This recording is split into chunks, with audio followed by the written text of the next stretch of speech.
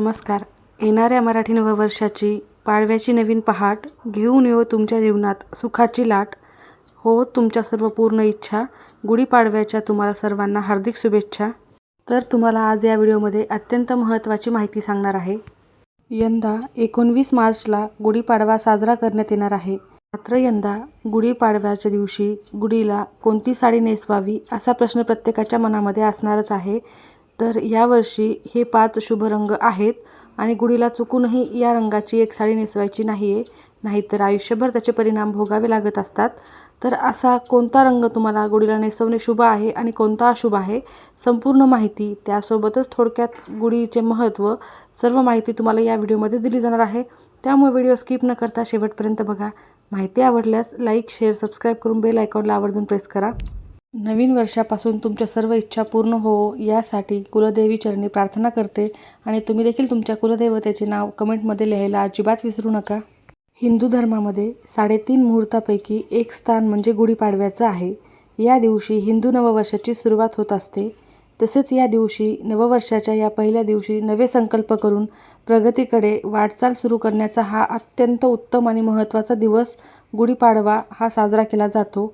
या दिवशी विजयाचे प्रतीक म्हणून घराच्या अंगणात गुढी उभारली जाते.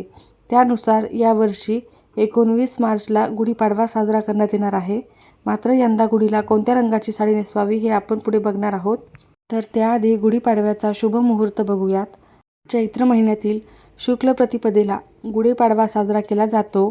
19 मार्च 2026 रोजी गुढीपाडवा साजरा केला जाणार आहे.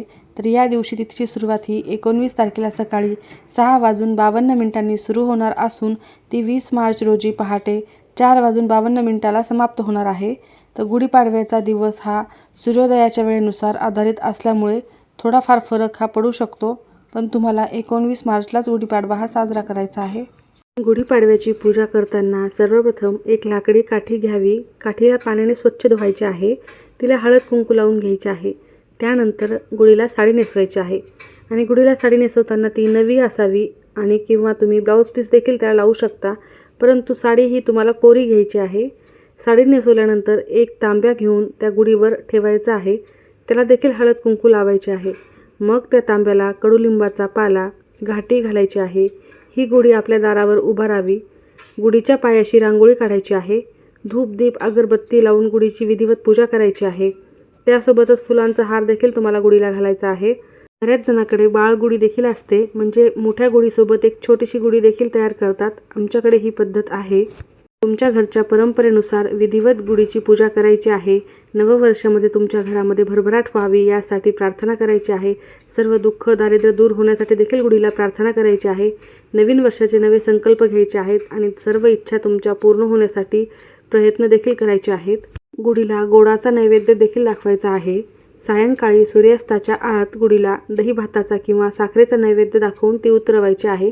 त्याआधी हळद कुंकू, अक्षता वाहून घ्यायच्या आहेत. फुले व्हायची आहेत गुढीच्या चरणी. त्यासोबतच तिथे तुम्हाला एक उदबत्ती देखील लावायची आहे. त्यानंतर दही साखर किंवा मग दही भात किंवा नुसती साखर तुम्हाला तिथे अर्पण करून गुढी उतरवून घ्यायची आहे. गुढीपाडव्याच्या दिवशी आवर्जून तुम्हाला महत्त्वाची काही कामे करायची असतात. तर या दिवशीच्या आदल्या दिवशीच घराची नीट स्वच्छता करायला हवी. जाळे जळमट घरातले काढून टाकायचे आहे. अडगळीचे सामान देखील काढून टाकायचे आहे. नववर्षाच्या स्वागतासाठी घर उजळलं आणि सुंदर असलं पाहिजे. त्यासोबतच घराच्या मुख्य प्रवेशद्वाराला तुम्हाला आवर्जून आंब्याच्या पानाचे तोरण आणि झेंडूंच्या फुलांचे तोरण हे लावायचेच आहे. हे करणे अत्यंत शुभ मानले जाते. आणि अंगणात किंवा चौकटीवर सुंदर रांगोळी देखील काढायची आहे. स्वस्तिक काढायचे आहे. पावले काढायचे आहे. हे काढणे अत्यंत शुभ मानले जाते. गुढीपाडव्याच्या दिवशी अत्यंत महत्त्वाचा एक प्रसाद करायचा असतो. कडुलिंबाचा प्रसाद असतो. ते देखील आपण पुढे बघूयात. तर त्याची थोडक्यातच माहिती मी तुम्हाला सांगणार आहे.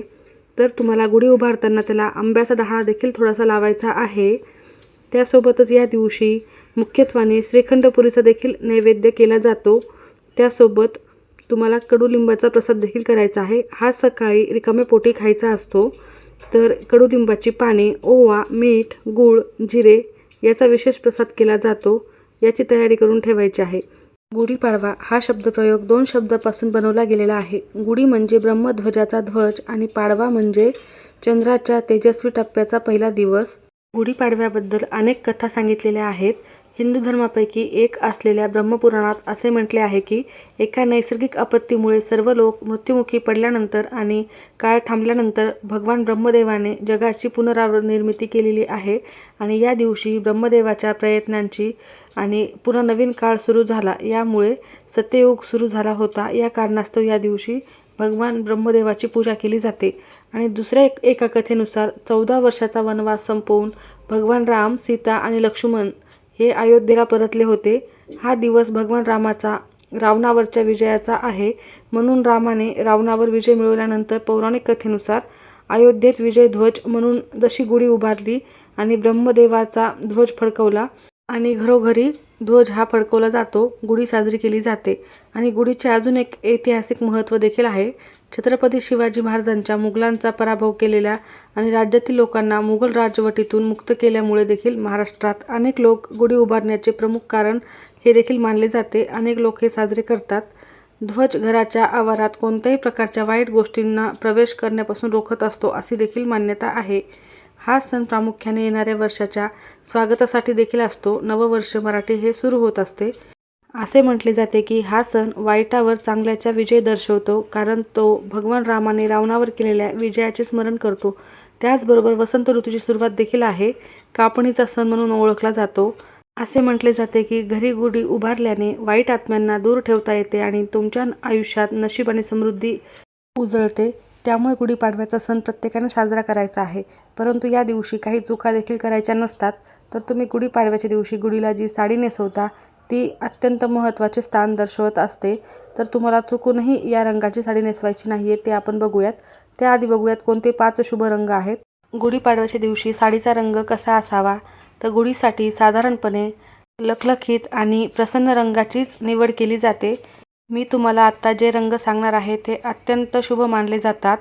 तर गडद पिवळा आणि केशरी हे रंग मांगल्याचे आणि चैतन्याचे प्रतीक मानले जाते. तुम्ही गुढीला या रंगाची साडी नेसवू शकता.